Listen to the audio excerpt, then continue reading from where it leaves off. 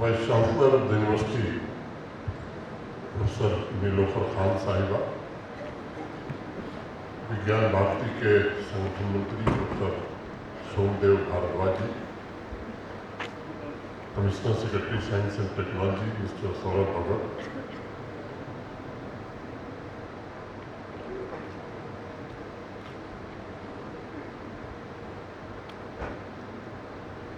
Professor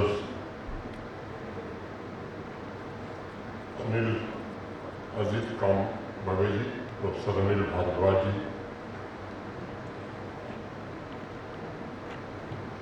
मंच पर विराजमान एफिडी physics registrar of the university doctor Altaf Bhat, सभी faculty members, students, Jammu Kashmir administration के सभी साथी, गेस्ट, देवियों, सज्जनों और मित्रों, सबसे पहले मैं आप सबको नेशनल साइंस डे की ढेर सारी बधाई देता हूँ और महान वैज्ञानिक नोबेल पुरस्कार विजेता सर सीवी रमन को श्रद्धांजलि अर्पित करता हूँ, उनकी पुण्य स्मृति को नमन करता हूँ। इस वर्ष नेशनल साइंस डे का जो थीम है, empowering Indian youth for global leadership in science and innovation for विकसित भारत, इसका लक्ष्य साइंस और टेक्नोलॉजी में हो रहे नए इन्वेंशन, एडवांसमेंट के बारे में जागरूकता बढ़ाना, सस्टेनेबल फ्यूचर के लिए क्रिएटिविटी तथा इनोवेशन प्रमोट करना, नॉलेज एक्सचेंज के लिए एक बेहतर और सॉलिड प्लेटफॉर्म निर्मित करना है। लेकिन सबसे पहले नेशनल साइंस डे और उससे जुड़े कुछ अभियान की सर्वोच्च प्राथमिकता मुझे लगता है कि युवा स्टूडेंट्स को इंस्पायर करना, नए इनोवेशन और रिसर्च के लिए उनके अंदर आत्मविश्वास और साहस पैदा करना है। आज से ठीक 54 वर्ष पूर्व सर सीवी रमन ने एक बार ऐसे ही किसी कार्यक्रम में स्टूडेंट्स को एड्रेस करते हुए इसी साहस और एक्सप्लोरेशन का जिक्र किया था उन्होंने, and I quote, I would like to tell the young men and women before me not to lose hope and courage. Success can only come to you by courageous devotion to the task lying in front of you. What we lack is perhaps courage. What we lack is perhaps driving force which takes one anywhere. We have, I think, developed an inferiority complex. I think what is needed in India today is the destruction of the defeatist spirit. We need a spirit of victory, a spirit that will carry us to our rightful place under the sun, a spirit which will recognize that we, as inheritors of a proud civilization, are entitled to a rightful place on this planet. If that indomitable spirit were to arise, nothing can hold us from achieving our rightful destiny, unquote. मित्रों, मैं मानता हूं कि 54 वर्षों में देश में बहुत कुछ बदला है। मेरे पूर्व के डिस्टिंग्विश्ड स्पीकर्स ने बहुत सारी आपसे बातें की हैं, मैं उन्हें दोहराऊं, ये उचित नहीं। लेकिन पिछले 10-12 वर्षों में जो देश में बदलाव हुआ है साइंस एंड टेक्नोलॉजी में, उसका जिक्र मैं जरूर करना चाहूँगा। और अनेक अचीवमेंट्स जो देश के, इनोवेशन हो, पेटेंट हो, रिसर्च हो, स्टार्टअप्स हो, यूनिकॉर्न हो, इसके कारण 10-12 वर्षों में आज हमारी गणना दुनिया के अग्रणी देशों में होने लगी। मोटे तौर पर 1.57 लाख स्टार्टअप्स के साथ आज दुनिया के तीसरे बड़े स्टार्टअप इकोसिस्टम हम बन गए। सबसे महत्वपूर्ण बात यह है, ये छोटे शहरों में भी इसके कारण इनोवेशन का ड्रीम पैदा हुआ है। और जो सबसे इंटरेस्टिंग बात है, स्टार्टअप्स में 51% स्टार्टअप्स ऐसे हैं जो Tier 2 और Tier 3 सिटीज से निकले। इन सभी स्टार्टअप में से लगभग 50% स्टार्टअप्स ऐसे हैं जिनके बोर्ड में मिनिमम एक वीमेन डायरेक्टर है। 51% स्टार्टअप्स ऐसे हैं। पूरे दुनिया में नए पेटेंट के रजिस्ट्रेशन में आज भारत 6ठे स्थान पर है। We are 6th। अगर आज से 10 साल पहले हम जाते हैं 2014 से अगर कंपेयर करते हैं तो 2023 में 2023 में जो रजिस्ट्रेशन हुआ है पेटेंट्स का 17-fold इंक्रीज, 17 गुना वृद्धि इसमें हुई है। और मुझे लगता है कि ये किसी देश के लिए गौरव की बात है। इसमें निश्चित रूप से इसे हम एक ऐतिहासिक उपलब्धि कर सकते हैं। मुझे प्रसन्नता है कि इंडस्ट्रियल डिज़ाइन एप्लीकेशन में भी 2023 की तुलना में 2024 में इन कंपैरिजन टू 2023 2024 36.4% की ग्रोथ हिंदुस्तान ने दर्ज की है। साइंस और टेक्नोलॉजी के डिफरेंट सेक्टर्स में, चाहे वो ट्रेडमार्क फाइलिंग में, आज हम दुनिया में 4थे स्थान पर है। We are 4th in the world. इन उपलब्धियों ने young innovators, researchers, startup entrepreneurs में जो निराशावादी, पराजयवादी भावना थी, डिफिटिस्ट स्पिरिट जो थी, उसको निश्चित रूप से समाप्त किया है और भारत दुनिया के अनेक सेक्टर्स में आ रही चुनौतियों के लिए नया समाधान प्रस्तुत करने लगा है।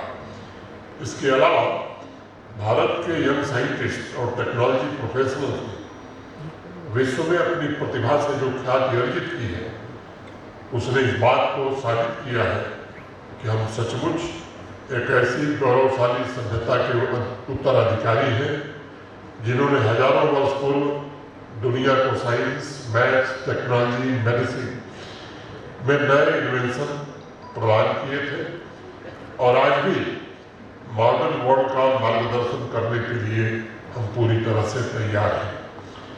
आज जिस प्रकार अभूतपूर्व टेक्नोलॉजिकल एडवांसमेंट हो रहा है, उसे ध्यान में रखते हुए मैं आप सबसे 4-5 बिंदुओं की चर्चा करना चाहूँगा। ये सच है कि आज आर्टिफिशियल इंटेलिजेंस ने इंडस्ट्री और इंडस्ट्रियल वर्कफोर्स को पूरी तरह से रिसेप कर दिया है, उसे एक नया आकार दे दिया है। हम देख रहे हैं कि AI की ट्रांसफॉर्मेटिव पावर ने सिर्फ कंप्यूटर साइंस और वर्चुअल वर्ल्ड को ही नहीं प्रभावित किया है, बल्कि हर एक सेक्टर के प्रोग्रेस को आज आर्टिफिशियल इंटेलिजेंस ड्राइव करने लगा है। आज आर्टिफिशियल इंटेलिजेंस लिटरेसी इंडस्ट्री तथा एकेडमिया की सबसे बड़ी आवश्यकता हो गई है और नेशनल साइंस डे के अवसर पर मेरी अपेक्षा होगी कश्मीर यूनिवर्सिटी से भी और जम्मू कश्मीर की बाकी यूनिवर्सिटी से भी कि आर्टिफिशियल इंटेलिजेंस लैब हम सभी यूनिवर्सिटी में स्थापित कर सकें और केवल कर सके नहीं तो क्लाइमेट चेंज, टेक्नोलॉजिकल एडवांसमेंट से लेकर सोशल साइंसेस, स्थानीय जो हमारी इंडस्ट्री है उसमें AI के प्रभावों का रिसर्च, केवल रिसर्च न करें बल्कि उसका नेतृत्व हम करें और इंडस्ट्री के कोलैबोरेशन से एक्सेसिबल तथा अफोर्डेबल AI टूल्स हम विकसित अधिक से अधिक संख्या में करें। मैं कश्मीर यूनिवर्सिटी तथा जम्मू कश्मीर की बाकी यूनिवर्सिटी से ये भी अपेक्षा रखता हूँ AI लैब के द्वारा AI लिटरेसी और AI कैपेबिलिटी डेवलप करने के लिए हर डिपार्टमेंट के इच्छुक जो हमारे स्टूडेंट्स हैं, फैकल्टी मेंबर्स हैं, उनको जल्दी से जल्दी ट्रेनिंग देने का काम हम शुरू करें। आज नेशनल साइंस डे के अवसर पर मैं विश्वास के बात आप सबसे कहना चाहता हूँ कि हम AI के बिना अब आने वाले भविष्य की कल्पना नहीं कर सकते। मेरा मानना है कि विभिन्न AI एप्लीकेशंस का हमारे जीवन के हर पहलू पर गहरा प्रभाव पड़ने लगा है, और इसलिए जरूरी है कि स्टूडेंट्स को AI नॉलेज विकसित करने, AI टूल्स का उपयोग करने तथा AI एप्लीकेशंस की बेहतर समझ के लिए जो कोर्सेस हम चला रहे हैं, तमाम स्किल डेवलपमेंट के नाम पर कोर्सेस चला रहे हैं, उनमें कैसे प्रोग्राम का करिकुलम बना करके हम अपने विद्यार्थियों को, बच्चों को अवसर प्रदान करें। और इस दिशा में यूनिवर्सिटीज से मेरा आग्रह होगा कि निकट भविष्य में AI की सबसे ज़्यादा आवश्यकता हेल्थ, इमरजेंसी सर्विसेज के वर्कर्स, इंडस्ट्री मैनेजर्स, सोशल और बिजनेस लीडर्स को होगी। इसलिए सभी AI लैब्स की जिम्मेदारी होनी चाहिए कि वह उनके वर्कशॉप तथा वीकली ट्रेनिंग मॉड्यूल जितना जल्दी हम सुनिश्चित कर सकते हैं, समय के साथ हम कदम बढ़ा सकते हैं, जिससे जम्मू कश्मीर में हमारा पूरा वर्कफोर्स AI लिटरेट भी हो तथा विभिन्न सेक्टर्स के लीडर्स भी सही डिसीजन मेकिंग कर सकें। मैं एक आंकड़ा आप सबके सामने रखना चाहूँगा।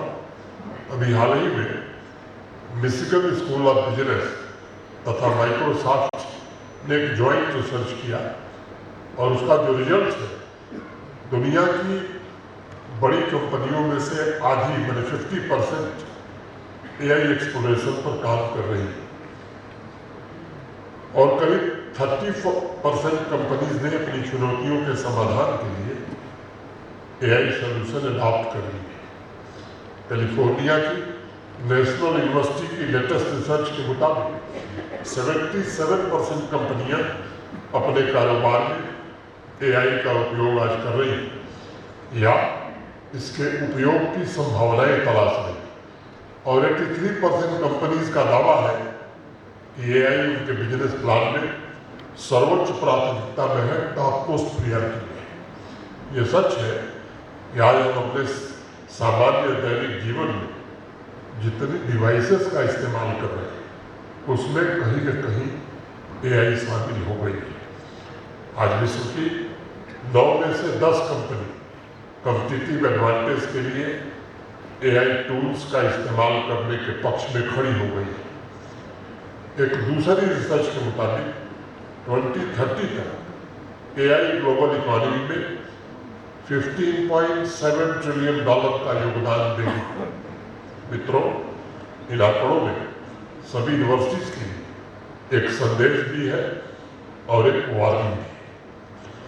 दुनिया भर के किसी भी एकेडमिक इंस्टीट्यूशंस ने यह कल्पना नहीं की थी कि AI का विकास इतनी तेज गति से हो जाए, और इसलिए वह अनुमान के मुताबिक परिवर्तन अपने यहाँ नहीं करता।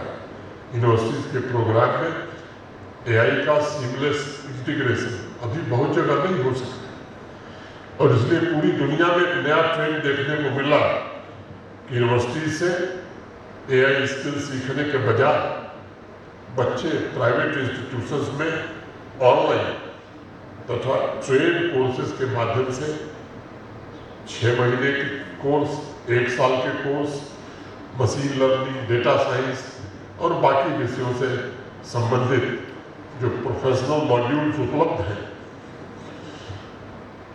उनसे जुड़ रहे बच्चे।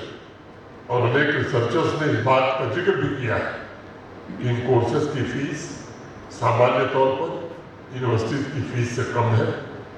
ऐसी परिस्थिति में यूनिवर्सिटीज के सामने अपने टेक्निकल कोर्सेज के रिलेवेंस को बनाए रखने की एक नई चुनौती खड़ी हो गई, क्योंकि आज का जो युवा है, यूथ है, अनप्रेडिक्टेबल वर्ल्ड में 5 वर्ष के डेटा साइंस और AI के कोर्स की बजाय शॉर्ट टर्म कोर्स करना चाहेगा, और आवश्यकता अनुसार रीस्किलिंग और अप स्किलिंग आने वाले दिनों में भविष्य में करता रहे। और इसलिए मेरी अपेक्षा होगी कि AI को लेकर के कश्मीर यूनिवर्सिटी और जम्मू कश्मीर की बाकी यूनिवर्सिटी एक फ्लेक्सिबल रुख हमें बनाना होगा, अपनाना होगा, और AI के रैपिड एडवांसमेंट को ध्यान में रखते हुए इंडस्ट्री के ट्रेंड के मुताबिक शॉर्ट टर्म कोर्सेज भी हमें विद्यार्थियों को ऑफर करने चाहिए। मित्रों, मेरा मानना है कि साइंटिस्ट, टेक्नोलॉजिस्ट और एंटरप्रेन्योर्स मिलकर ही विकसित भारत की यात्रा को सफल बना सकते हैं, शक्ति प्रदान कर सकते हैं। और इसलिए महत्वपूर्ण है कि कॉलेज हो या यूनिवर्सिटी, इनके स्तर पर इन तीनों के बीच कोलैबोरेशन कितना बढ़ा सकते हैं। साइंटिफिक थिंकिंग को प्रमोट करने में आज हम ये शपथ लें कि हम पूरी ताकत लगाएंगे। मैं आपको एक छोटी कहानी का जिक्र करूंगा। स्वामी विवेकानंद जी का नाम अभी लिया गया इस मंच से। 1893 में स्वामी विवेकानंद जी अमेरिका जा रहे थे। जिस एरोप्लेन में वो बैठे थे उसी में टाटा ग्रुप के उस समय के संस्थापक जमशेदजी टाटा भी बैठे थे। स्वामी विवेकानंद जी ने जमशेदजी से पूछा कि आप अमेरिका जाने का कारण क्या है। तब जमशेदजी ने कहा कि वह स्टील इंडस्ट्री को भारत लाना चाहते हैं। स्वामी विवेकानंद जी बड़े प्रसन्न हुए और उन्होंने कहा कि आपका लक्ष्य तो बहुत ही अच्छा है, लेकिन इसके साथ ही 2 सुझाव मैं आपको देना चाहता हूँ। आप संकल्प लीजिए कि वहाँ से इसकी मैन्युफैक्चरिंग टेक्नोलॉजी भी लेकर के आप आएंगे। और दूसरी बात उन्होंने कही कि भारत में साइंस के नए रिसर्च और इन्वेंशन के लिए इंस्टीट्यूशनल तरीके से काम हो सके, इसके लिए एक इंस्टीट्यूशन भी बनाए। उस समय तक भारत की स्टील इंडस्ट्री को ब्रिटिश रूलर्स ने तहस नहस कर दिया था और जो मैन्युफैक्चरिंग टेक्नोलॉजी भारत ने विकसित की थी उसे बड़ी निर्ममता से समाप्त कर दिया था, ताकि वेस्टर्न कंट्रीज की स्टील पर मोनोपोली दुनिया में स्थापित हो सके। स्वामी विवेकानंद जी की सलाह ने जमशेदजी टाटा को सोचने पर विवश किया और उन्होंने संकल्प किया कि वह टेक्नोलॉजी भारत जरूर लेकर आएंगे और एक साइंस इंस्टीट्यूट भी देश में स्थापित करेंगे। उस घटना के करीब 5 साल बाद 1898 में जब जमशेदजी ने इंडियन इंस्टीट्यूट ऑफ साइंस की स्थापना पर विचार शुरू किया तो उन्होंने स्वामी विवेकानंद जी को पत्र लिखा और उनसे निवेदन किया कि जो साइंस इंस्टीट्यूशन हम बनाने जा रहे हैं आप उसको नेतृत्व प्रदान करें। दुर्भाग्य था 23 नवंबर 1898 के उस पत्र में जमशेदजी ने उन्हें लिखा तो एक ऐसे व्यक्ति की तलाश में है जो युवा चित्त में साइंस की नई डिस्कवरीज को इग्नाइट कर सके, और मेरी निगाह में आपसे स्वामी विवेकानंद से बेहतर कोई दूसरा व्यक्ति इसके लिए नहीं हो सकता। 1902 में स्वामी विवेकानंद जी तथा 1904 में जमशेदजी दोनों का देहावसान हो गया। दोनों इस दुनिया से चले गए, लेकिन अमेरिका की यात्रा के दौरान जहाज पर जो उन दोनों ने चर्चा की थी उसका साकार स्वरूप Indian institute of science Bangalore के रूप में आज देश देख रहा है, जो 1909 में स्थापित हुआ था। मैं चाहता हूँ कि जम्मू कश्मीर का हमारा यूथ इस कहानी से प्रेरणा लेकर साइंस की नई डिस्कवरी तथा टेक्नोलॉजी के नए इनोवेशन अपने जीवन का मिशन बनावे। सभी फैकल्टी मेंबर से मैं निवेदन करना चाहूँगा कि आपकी भी ये जिम्मेदारी है कि साइंटिफिक थिंकिंग को प्रमोट करने में आप भी अपनी पूरी ऊर्जा लगावें। अभी हम स्पेस साइंस का एक प्रेजेंटेशन अभी हमने देखा है चंद्रयान का। स्पेस साइंस में इस जज्बे को पूरा देश आज देख रहा है। पिछले वर्ष दिसंबर तक के आंकड़े के मुताबिक स्पेस सेक्टर में 200 से ज़्यादा स्टार्टअप इस देश में शुरू कर रहे हैं। ये संख्या बड़ी हो गई क्योंकि दिसंबर 2022 तक स्पेस सेक्टर में पूरे देश में केवल एक स्टार्टअप था। उत्साह और कोलैबोरेशन, अनुसंधान, नेशनल रिसर्च फाउंडेशन के कार्यक्रमों, electric vehicle mission, national quantum mission cyber physical system, super computing mission तथा क्लीन एनर्जी मिशन में भी आज देश के युवा उत्साहपूर्वक काम कर रहे हैं। और मैं आप सबसे निवेदन करूंगा, खासतौर से स्टूडेंट्स, कि इन मिशंस में आपको जुट करके काम करने की आवश्यकता है। मैं आप सबका आह्वान करना चाहता हूं, साथ बैठकर 5 साल का एक प्लान हमें बनाने की जरूरत है, जिसमें AI जैसी नई टेक्नोलॉजी के पावर को जम्मू कश्मीर के विकास में कैसे हम लगा सकते हैं, और एक इंटीग्रेटेड एक्शन प्लान बना करके इस पर काम करने की जरूरत है। साइंस के फैकल्टी मेंबर से और साइंस के स्टूडेंट्स मैं विशेष रूप से अनुरोध करूंगा। आप सब जानते हैं कि 2024 में फिजिक्स का जो नोबेल प्राइज है वो ज्वाइंट रूप से जेफरी हिंटन तथा जॉन हॉपफील्ड, ये दोनों को दिया गया। उन्होंने फिजिक्स के टूल्स का उपयोग करके ऐसे एक तरीके का इजाद किया जिससे मशीन लर्निंग की नींव पड़ सकी। आज ChatGPT तथा कई फाइनेंशियल मॉडल्स उनके कार्यों पर ही आधारित है। इसलिए दूसरा मेरा आह्वान होगा कि पाथ ब्रेकिंग डिस्कवरीज के साथ साथ ऐसे इनोवेशन पर भी हमें ध्यान केंद्रित करने की जरूरत है, जो लोकल कम्युनिटी के अलग अलग सेक्टर्स में, कश्मीर और जम्मू में जो हमारे नागरिक जिन चुनौतियों को फेस कर रहे हैं, उनका समाधान हम कैसे प्रस्तुत कर सकते हैं। आज नेशनल साइंस डे पर हमें संकल्प लेना चाहिए कि आने वाले बेहतर भविष्य के लिए AI टेक्नोलॉजी जैसे क्रांतिकारी टूल से जुड़े मिथ को समाप्त करने में हम सब सक्रिय भूमिका का निर्वहन करेंगे। आजकल जो सबसे बड़ा मिथ वो फैल रहा है या फैल गया है, हिसाब AI के आने से नौकरियां समाप्त हो जाएंगी।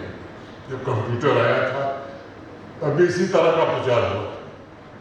जो विज्ञान के विद्यार्थी हैं, जो विज्ञान समझते हैं, मुझे मालूम है कि उन्हें इस बात की जानकारी है कि ये सब बातें बेबुनियाद हैं। हमने पिछले 4 इंडस्ट्रियल रेवोल्यूशन देखे।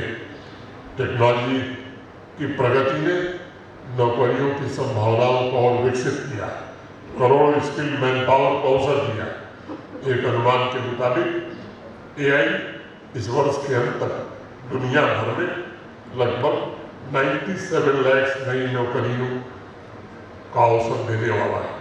अगर पुराने स्किल्स की नौकरियां रिलेवेंट हो रही हैं तो रीस्किलिंग से लाखों नौकरियों के प्रस्ताव अवसर उपलब्ध हो रहे, और उसमें पहले से बेहतर सैलरी और सुविधा मिल रही है।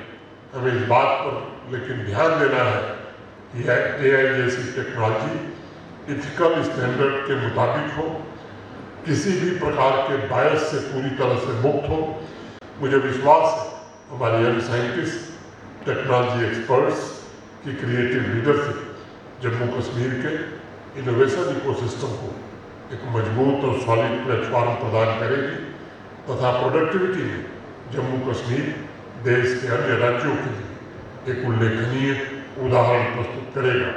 इन्हीं शब्दों के साथ मैं एक बार पुनः आप सभी को नेशनल साइंस डे की शुभकामनाएं देता हूँ। सरसीबी रमन को फिर से श्रद्धांजलि देता हूँ।